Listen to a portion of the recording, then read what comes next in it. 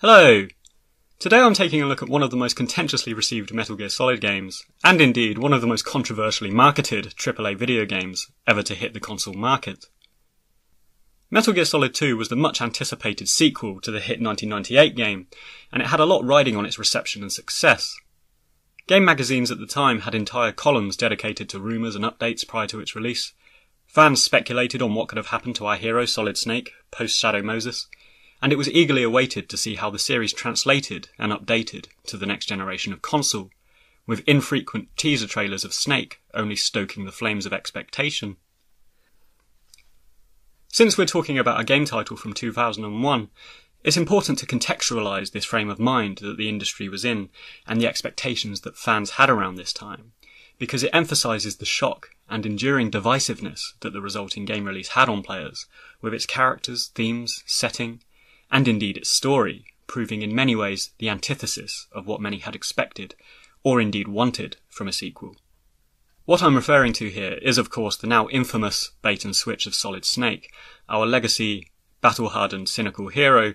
being permanently exchanged about 30 minutes into the game for the androgynous, inexperienced, and hitherto unknown rookie character, Raiden.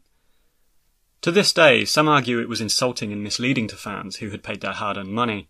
and indeed, the box art, advertising, and opening moments of the game all featured Solid Snake, and Raiden was only discovered, as we started the Big Shell segment of the story, so the surprise there was quite monumental. The hoodwink was even more brutal because the game wooed players with some excellent opening cinematics of Snake that permitted us to indulge the upgraded gameplay and mechanics throughout the entirety of the tanker segment, only to switch gears entirely and have us control an absolute rookie and complete characteristic antithesis to Snake, with only VR experience and an overbearing girlfriend to his name. Defenders of the game have since argued that Metal Gear Solid 2 is a metaphor, an artistic statement and strangely prophetic stroke of sci-fi genius from our Kubrick-esque auteur, Hideo Kojima, and that by taking it at face value, gamers that don't like it are missing the point entirely. To this end, and looking at these opposing sides, I can see the argument for both, and both are understandable in their own right, but regardless, it's important to remember that this was the most anticipated game of the year, and one of the most anticipated games for the PlayStation 2. So the backlash it received at the time was monumental, and in many ways Metal Gear Solid 3, which was a return to form, was in many ways Kojima's apology to fans for taking such abstract creative liberties with the faith and the money that they had placed in him. Through the passage of time and beyond its story, Metal Gear Solid 2 appears an even starker anomaly, as all subsequent numerical games feature some form of Snake as a protagonist, and Metal Gear Solid 2 is the one game that allows us to objectively observe him as a detached other, a secondary character rather than centre stage. And interesting, following on from my Metal Gear Solid 1 review, where we discussed how Snake is perpetually lied to, we see Snake here as a slightly disingenuous manipulator in his own right, utilising Raiden to further his own freedom-fighting agenda. But we also see him foster an interesting fatherly mentor relationship with Raiden, and by extension us, which is best done from this secondary character position, and I'll touch on this more later on. So, with this preamble aside, let's once again delve into the themes, setting, story and gameplay of a Metal Gear Solid with the second game, which prevails as one of the most controversial mainstream console releases ever made. Kicking off, it's immediately apparent that the militaristic Cold War themes of the first title have been subtly stripped away in favour of a more futuristic, technology-centric game world, which is evident right from the opening FMV, where lines of code and digital sounds trickle down the screen over a montage of genetic coding and action sequences. The interspersing of both genetic code and computer code hints at the radical new direction that MGS2 was taking, with the hybridization of human existence with the digital age being a strangely accurate and prophetic theme that Kojima explored here. Indeed, the infamous reveal of the Patriot AI towards the end of the game is argued by some as emblematic of the technological prevalence we now live in, and its sway over human experience, belief, and social constructs in the reality of the 21st century. And although the Metal Gear Solid series amplifies themes to an abstract, often absurdist degree, living in a world with recent buzzwords such as fake news, post-truth, and even the careful curation of individual self through online identities and what we choose to show on social media, many find the Patriots of the MGS saga and their orchestration of an accepted truth as weirdly appropriate to the chaotic information age that we're residing in today. Further intricacies, such as logging in at nodes in the Big Shell to access system information at the expense of handing over all your personal data, is also strangely prophetic of the world that we find ourselves in today, with controversial technology giants such as Facebook, Google and others providing services free of charge in exchange for mass collection of personal information. Beyond these real-world analogues, I find the game comparable to dystopian fiction that emerged in the early 20th century, such as Yevgeny Zamyatin's 1921 novel, We, Aldous Huxley's 1932 novel, Brave New World, and perhaps most famously, George Orwell's 1949 novel, 1984. Each of these novels explore ideas of a single centralised power, the benefactor, the world state, and Big Brother, respectively, and how these centrally run worlds result in social homogeny and an erosion of individual identity and free will. This is a good parallel to consider MGS2 by, because the Patriots clearly reflect this centralised power, and much like the novel's protagonists, such as Winston Smith from 1984, Raiden grapples throughout with his pursuit of free will, only to realise by the end how totally and inescapably society is structured by these unseen, transient ideologies. Likewise, in the 1921 novel We, where citizens have numbers rather than names, including the protagonist, who's known only as D503, the use of codenames in Metal Gear Solid is also symbolic of eroded identity, because Raiden, Snake, Solidus, all of these homogenized militaristic codenames strip away whatever identity Jack or David might have had, and instead render them as tools of the Patriots with a designated purpose. We is also an interesting comparison, because the citizens of that world have cycling, pre-designated sexual partners orchestrated by the state according to a strict logic and mathematical formula. Raiden's encounter with Rose is revealed as a ploy by the Patriots, and this is also based on precisely such a logic and formula, and again is a remarkably relatable feature apparent between these dystopian fictions and Metal Gear Solid 2. So, owing to these dense and complex themes, Metal Gear Solid 2 has been written about extensively and was one of the first video games to be acknowledged by the upper echelons of academia and called a postmodern artwork. Where Metal Gear Solid 1 broke boundaries and inched into postmodernism with self-aware meta-dialogues and fourth wall breaks involving physical player involvement, Metal Gear Solid 2 amplified this by making the entirety of the game story and the game experience a reflection of the player's relationship to the game through the avatar of Raiden, and in relation to our now objectified hero, Solid Snake. So while there's no controller port switching or codec codes written on the game case, the game still acknowledges the player by saying, "You are not this battle-hardened war veteran Snake, you are this other guy, and this is a game that you are playing." Raiden's accepting of the S3 simulation as truth, and you as the player are accepting this increasingly ridiculous absurdist story as truth, culminates with the Colonel addressing the player directly towards the end of the game, telling us it's a game and we should shut it off right away, and later that people believe basically anything these days. The idea of societal control is coupled with memetics in MGS2, and the AI Campbell goes to some lengths during the immersion-breaking reveal to explain how social ideas are passed down, much like genes, and by controlling what's proliferated and passed down, and eradicating dissident ideas, the Patriots can continue to hold sway over a global future and subsequent people's thought processes. Returning to the controversy around MGS2, I can understand why some people didn't like this, because it's impossible to ignore the glaring inclusion of Raiden, the verbose meme dialogue, and the recycling of Shadow Moses' story elements. It's not a cameo or a subtlety of plot or a sleight of hand. It casts all preconceptions of Metal Gear Solid aside and brings self-awareness and critique to the forefront of story and gameplay. So, it's a large aspect of the game that often overshadows discussion of it, and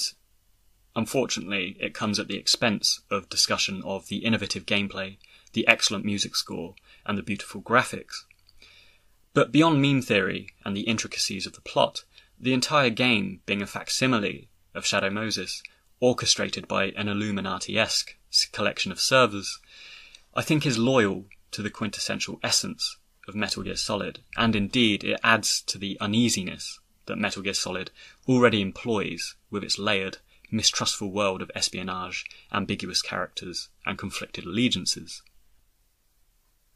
So, let's shift on from this controversial premise and take a look at the respective setting, story, and gameplay of both the tanker segment and the Big Shell, which provide the onboarding prologue and the main game story respectively. The tanker segment was met with considerable acclaim, not only because we play as our legacy hero Solidus Snake, but also due to the introduction of the new game mechanics and aesthetic details that were unprecedented at the time. Dragging and dumping guards, holding them to ransom for dog tags and items, and even shooting the hell out of fruit and exploding flour bags in the pantry were great new additions to the game at the time, and made MGS2 seem like it was the height of realism. Particularly engaging elements were the way guards used logic to clear corners and methodically sweep rooms in teams when they were searching for Snake, which gave more tension and accuracy to the combat evasion process. Being able to disable radios and cripple limbs also lent an element of realism and cruel humour to the gameplay, if the player was so inclined. And the graphical splendour and atmosphere of the windswept rainy ship, with water trickling on the camera, hazy puddle reflections on the deck, and wet footprints alerting guards to Snake's presence, being excellent examples of how this game had advanced from its predecessor and other games at the time. Much like the unlikely trapdoors of the first game, however, self-awareness and clearly impractical gamification does hold sway in the tanker segment too, as once we get to Scott Dolph's speech in the bowels of the ship, the use of multiple projector screens to constantly shift guards' fields of vision was clearly intended to layer the scenario with complexity for the player, rather than any attempt at realism. In terms of story, the tanker is essentially an interactive set piece that acts as a premise for the Big Shell incident to take place. Indeed, although the tanker segment is usually just considered as an elaborate hoax to let the player play briefly as Snake, it's an incredibly important aspect of the game, and if MGS2 consisted exclusively of the Big Shell segment, it would have been even more at risk reputationally than it actually ended up being. Picking up from the first game, we find Snake and Otacon in partnership, working together to bust the clandestine proliferation of Metal Gears, which are at risk of being in the hands of various branches of the military and nation-states. This is an interesting subtlety of plot that precipitates the dystopian future of Metal Gear Solid 4, where the world is full of private military companies, and the extremity of capitalism, which is a war economy, is in full swing. A dubious tip results in the tanker mission taking place, and it swiftly becomes a coup d'etat as Russian mercenaries led by Colonel Galukovich commandeer the ship. The inclusion of these Russian antagonists is interesting because there's been discussions in the past, particularly around Metal Gear Solid 2 and 3, as to whether the games are anti-Russian. For my part, I disagree, and I feel that the inclusion of Russians is simply a callback to the Cold War roots that MGS has always relied upon and been inspired by. And firstly, we're dealing with Russian mercenaries, so they're somewhat divorced from the nation-state. And secondly, if you listen to Galukovich and Olga's dialogues and their raison d'etre throughout the game, they're actually quite empathetic and somewhat understandable characters. So the combat with Russians is more coincidental than provocative, I think. Interestingly, where some have considered whether MGS2 is anti-Russian, many equally consider whether it's anti-American, with the Patriot AIs, who are incidentally named after American presidents, such as GW for George Washington, controlling the American government, who are posited as a bunch of puppets in this game. And indeed, the final boss that we fight and kill, Solidus, is a former US president. Once again, I feel that this owes to the murkiness of the MGS story, and there's no clear-cut good or bad, but rather the real war is ideology rather than a given nation-state. However, on the flip side, many have also suggested Kojima, as a product of post-war Japan, has an anti-Western agenda about him, particularly in these earlier titles, with America and of course the British antagonists of Liquid Snake and Zero being the root cause of the problems in the world. Indeed, even the name Sons of Liberty is named for an anti-British colonial movement which sought to undermine imperial influence in the Americas. But really, for a guy who's built a game series inspired by his love of Hollywood and is firmly rooted in the militaristic anatomy of American pop culture, how anti-American can this guy really be? So, the beautiful but succinct tanker segment closes with some action-packed FMVs of Revolver Ocelot gunning down his supposed comrades, steadily building our idea of him as a duplicitous agent. At this juncture, we also have the extremely questionable inclusion of Liquid Snake's right arm, and this arm controlling Ocelot is still debated and dubiously received to this day. Part of me feels like Ocelot and Liquid were such great characters that Kojima was just desperate for a way to maintain both of them in the story. But regardless, the pseudoscience and dystopian hyperbole here was dialed up to 11, and many either broke with the narrative completely here, or just sort of shrugged it off, like, okay, let's run with this. But I'm yet to meet anyone who said that this was a stroke of narrative genius on Kojima's part, so I'll leave that one open to suggestion. Moving on to the Big Shell segment, here we begin the recycling of Shadow Moses, with an aquatic infiltration and Colonel Campbell monologuing over the mission objectives, followed by an Access the Elevator sequence. We're informed that Big Shell is constructed as a result of the tanker sinking 2 years ago, and there's the dual presumption that Solid Snake is either dead or leading the terrorists that we've been sent to dispatch. While I usually defend this game, and I do thoroughly enjoy it, Kojima took the codec conversations to a whole new level of piss-taking here, with the introduction of lengthy, front-loaded dialogues, particularly with Rose, who arguably over-delivers a lot of information and exposition early in the game story. That said, many codec calls, particularly non-essential ones, provide interesting or amusing dialogue, much like the previous game did, and it's great that despite the super meta themes at work in MGS2, it still maintains this sense of humour, with conversations, naughty magazines, and weird little elements such as Raiden getting urinated on being pocketed throughout the game story. As alluded to earlier, Raiden is thrown into the thick of all of this as a puppet of the Patriots, and where Snake in the former game is a grizzled veteran adapting to situations, fostering a mature romance with Meryl, and getting stuff done. By comparison, Raiden is an effeminate rookie, which is amusingly highlighted later by the appropriately named President Johnson grabbing his junk to ascertain whether he's a man or not. Compared to the smooth-talking Snake, Raiden is also in a dysfunctional relationship. He's perpetually out of his depth and surprised by everything, and he doesn't question or distrust the Colonel's explanations nearly as much as the Snake of Shadow Moses does. Again, most interpretations of this game see Raiden as a representative of the player, but for me, the most interesting inclusion of his character is giving us a window into Snake's personality from a detached and objectified perspective, and the way the story cobbles itself together from the murky aftermath of the tanker to reveal Snake's survival, his subsequent objectives, and his allegiance to Olga, which I think was very well done. Moving on to the actual layout and aesthetics of Big Shell, this was another point of contention among fans, and while I personally liked it, many found it austere and repetitive without the unique variance that we saw in the first game, with snowfields and blast furnaces, and the range of locations that were available there. I feel perhaps that keeping the setting relatively uniform allowed them to reuse assets and perhaps cut down on production costs and game size, but each of the rooms within the Big Shell I felt were well thought out and unique in their own way, presenting interesting challenges to navigate through. I think the Big Shell is also quite clever in terms of level design, because where the first MGS was criticised for the amount of backtracking required, the non-linear nature of Big Shell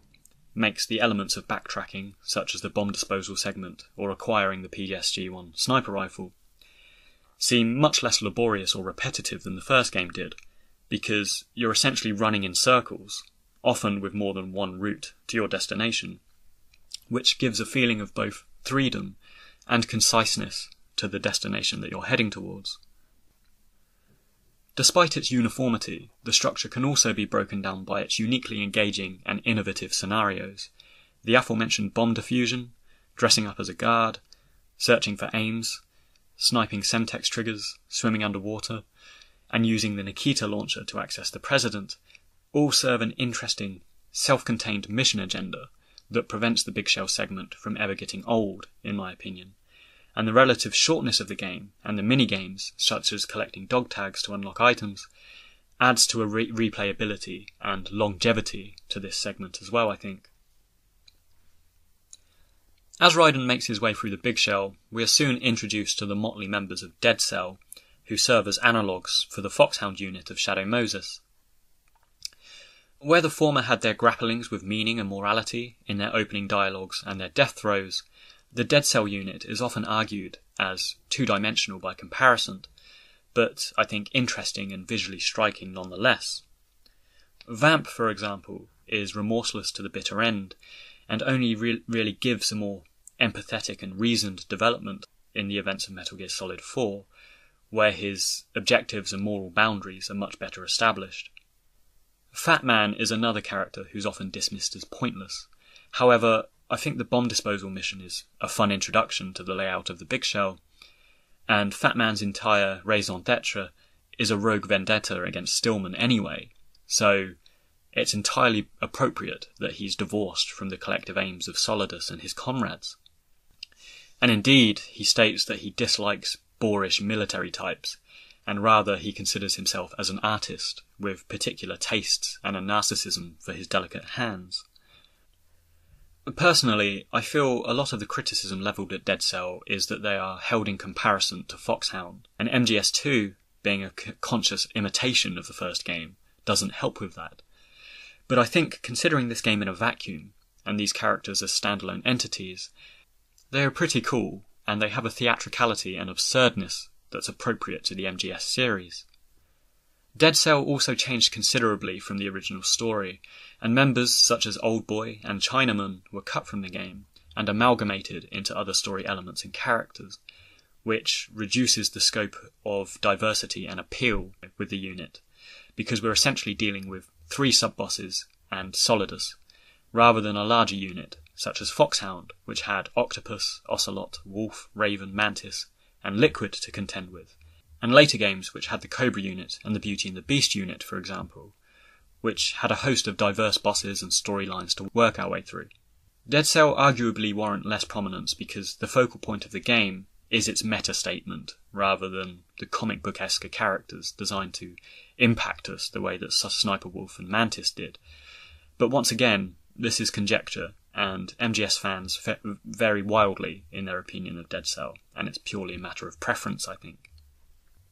The member I haven't mentioned yet is, of course, Fortune, and her particular brand of nihilism echoes shades of the Foxhound unit. But one thing I really liked about both her and Vamp is that their seemingly superhuman, implausible skills boil down to technological innovation and experimentation rather than any esoteric or spiritual angle. And this relates back to my MGS1 discussion, and Naomi Hunter and Grey Fox in particular, and how a constant thread throughout the MGS saga has always been the dystopian fear of technological innovation, those who suffer for it, and how the military utilises it, which is articulated by Fortune in this game, and culminates in the morbid, war-torn futurism of MGS4. In a small respite, however, and an ironic closure to Fortune's brief story arc, she does miraculously fend off the attacks of 2 Rays after Ocelot shoots her, and Snake marvels at the fact that she is Lady Luck, which I thought was a really nice poetic closure to a tormented and sympathetic game character.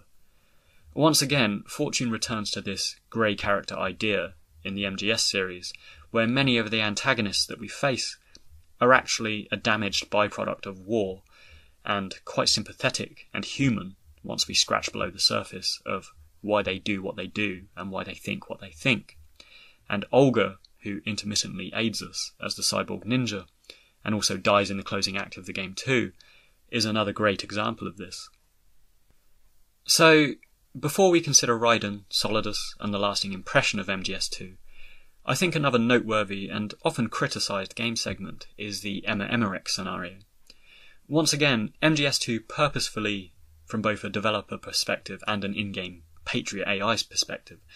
sought to replicate Shadow Moses, and Emma's inclusion was part and parcel of that. However, her inclusion, while both important and interesting as a detached new perspective of how we perceive Otacon, much like how Raiden is for Snake, she's also intent on verbose codec dialogues and an unnecessarily painful, drawn-out sequence of trying to drag her to safety. The sniper sequence where we attempt to guide Emma between structures also came under criticism, though I personally quite enjoyed it. Much like Sniper Wolf before her, Emma meets a bitter end, being stabbed to death by Vamp, and once more we see Otacon as a perpetually unlucky and sympathetic character. After Emma's death, Olga's role as the ninja and affiliation with Snake is revealed, and they knock Raiden unconscious, leaving him in the hands of Solidus and Ocelot. The torture segment that follows once again replicates Shadow Moses, and Solidus' relationship and mentorship to Raiden, or Jack as he's otherwise known, is revealed here. This seeks to elicit the same connection shared between Solid and Liquid in the first game, but also the Oedipal leanings between Solid and Big Boss in the form of, animosity between father figure and son, which for the record I think is beautifully rectified and concluded for these two in the closing moments of MGS4. The conversation between Solidus and Jack marks the last semblance of narrative cohesion that MGS2 attempts, and after escaping the torture room, the already implausible plot completely unravels as both the Patriot AI reveal and the fourth wall break with the audience is had here. Because so much time has passed, I think it's important to try and recall how we felt when we first played through this segment. For my part, I was quite young, but I recall being amused by Snake tapping his bandana and saying, "Don't worry about me, infinite ammo." But playing alone in the middle of the night, even as a teenager, I was also completely freaked out by the Colonel telling me to turn off my console right now and talking about UFO sightings and this other crazy stuff. The setting also marks an interesting shift to a more obviously fantastical and fictional aesthetic here. The Galukovich mercenaries are replaced by the mysterious Tengu unit, with Tengu itself being a term taken from creatures found in Japanese folklore. The surfaces within Arsenal Gear shimmer with an otherworldliness, and the point at which we face endless Metal Gear rays sees us in a dark, infinite expanse running around on a glowing platform, completely undermining and breaking with any reality we might have assumed up to this point. Returning once more, and for the final time, to the moral grey area of Metal Gear Solid, Solidus reveals to us, just prior to our showdown, that he wants to destroy the Patriots. And this led to much head-scratching, as all along it turns out that Raiden is an agent of the antagonists, killing off those who want to destroy these evil omnipresent AIs. But of course, we must also appreciate that Solidus is a guy that wants to destroy Manhattan with a hydrogen bomb. So I always find Solidus to be a brief but very interesting villain, or anti-villain, when it comes to the events of Metal Gear and how you might perceive him. Ocelot too is also much more developed in this game and becomes more centre stage with his duplicitous, seemingly unknowable intentions. Indeed, besides Snake and Big Boss, Ocelot is almost certainly the next most significant character in the series, and as it progresses through both the prequels, where we discover his origins, and his character's conclusion in Metal Gear Solid 4, he proves one of the most interesting and complicated characters to feature in the games. Metal Gear Solid 2, then, is a turning point for Ocelot. Rather than a sadistic sub-boss of Shadow Moses, he seemed to orchestrate, screw over, and outmaneuver everyone else present in both the tanker and the plant scenarios. He's one step ahead at every turn, and while the possessed arm angle wasn't for everyone, I think Ocelot's presence throughout Metal Gear Solid 2 and the wider franchise contributed largely to its ongoing appeal through his shifting villain, anti-hero, is he good or not categorization and story arc. So, I'm going to wrap up these thoughts on Metal Gear Solid 2 now. There's a few aspects of the game I haven't discussed in depth, but I think warrant a mention. Harry Gregson Williams provided an excellent score for this game, with the unforgettable main theme, but also the unique ambience offered to both the tanker and the plant chapters that distinguishes them from one another, but offers a great sense of mood and tone for an espionage, technology-driven game, with down-tempo industrial sounds blended with ambient jazz and electronic harmonies. I touched on gameplay, probably not to the extent I could have, but advances such as first-person mode, hiding in lockers, ransoming guards, and the array of interesting weaponry enhance the game experience and the series for a new generation of console. Finally, considering my opinion and the ongoing legacy of MGS2, and I suppose Raiden, I can understand why it's such a divisive game, and many disliked it at the time, and some still dislike it to this day. I think their reasons for disliking it are valid, particularly considering the marketing and expectations that precipitated it, but for my part, I still really enjoy it in terms of both the in-game story and the more postmodern metaphorical intentions behind it. As a character, I think Raiden was not so much a breath of fresh air, because Snake is a consistently brilliant protagonist to have in the series, but he was an addition that I think worked well at the time and place he arrived, both metaphorically and in story. Once again, he is a great window into Snake as a personality, but one thing I haven't touched upon was this sort of mentorship fostered between the veteran Snake and the rookie Raiden, and where the first game saw Snake searching for meaning, his assistance to Raiden throughout, such as in the Emma sniper segment, the Harrier battle, and the Tengu unit showdown, along with his closing epilogue telling Raiden to find his purpose in life, is a really nice consistency from the first game, because it shows what Snake is passing down instead of genetics. And what he's passing down is this idea of personal freedom, which he attained during Shadow Moses. And he now wants the next generation of soldier turned freedom fighter, Raiden, to achieve this too. Indeed, as I discussed in my MGS1 episode, these games, for all their absurdities and Hollywood pastiche, do endorse some very interesting and poignant themes about the human condition and our ability to think and necessitate positive change, and basically live our best lives, as it were. And these are articulated beautifully in the ending episodes, which inch eerily into our own accepted reality, with live-action footage of animals, people, landscapes, Manhattan, and otherwise banal objects that over Snake's monologue are imbued with a seemingly fresh and wonderful significance. So, that about does it. Metal Gear Solid 2 is a controversial, infinitely interpretable game and story, with a wealth of Easter eggs, humour, and meta-themes to explore and discuss. I'm sure there's some other points to consider and discuss here, so let me know your thoughts. Drop a comment, start a conversation. And as always, hit like, hit subscribe to keep updated with my latest posts.